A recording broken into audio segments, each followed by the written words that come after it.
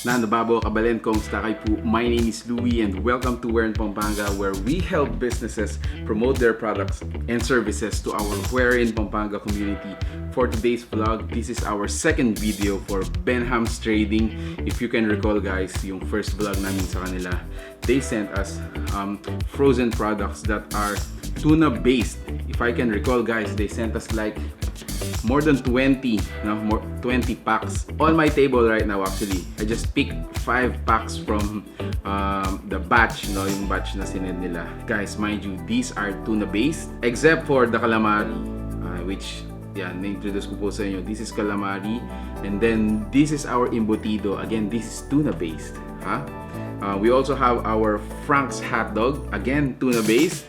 This is our Shanghai rolls, which is tuna based. And then lastly, meron tayong siomai, which is again tuna based. So guys, if you're a tuna lover, you gotta check out Benham's Trading for all of the products na available for you to buy.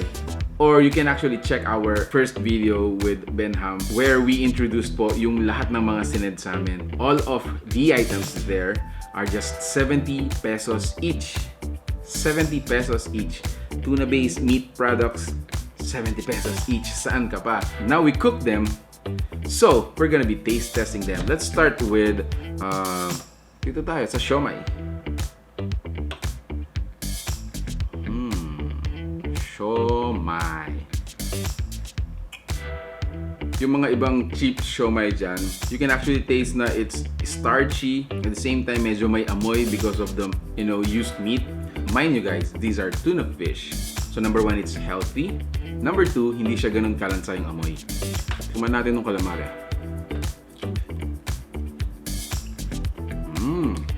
Wow! That is a real squid. Let me taste yung kanilang embutido. Yeah. So guys, this is how it looks like inside. So let's taste it. So the texture is hindi siya ganun groundy or porky. The embutido itself is actually intact, so hindi siya buhaghag or naglulusen kapag kinagat mo or ganyan. And then what's inside, you have your carrots, beans, raisins. What else? Those are just the obvious. So we have 2 more. Let me taste this. This is a Frank hotdog, and it's made up from tuna.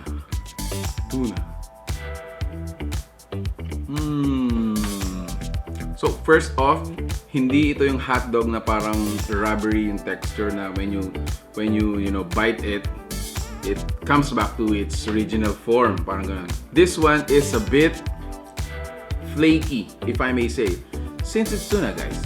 And then lasa niya is medyo nakakahawig sa Longganisa. So lastly to taste itong kanilang Shanghai rolls. There you go. So what I want is dip it dito sa siomai sausawan. Wow, I like it. You know what? Kasi I'm a person of, a sashimi, salmon, tuna.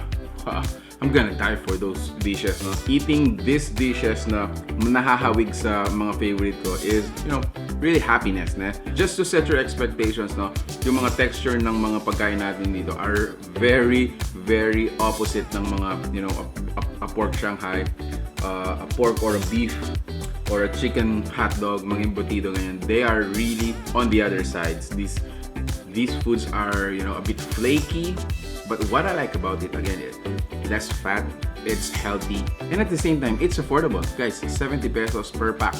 And if you're interested to, do business with them, check out their fan page or check out the video that we published about them previously.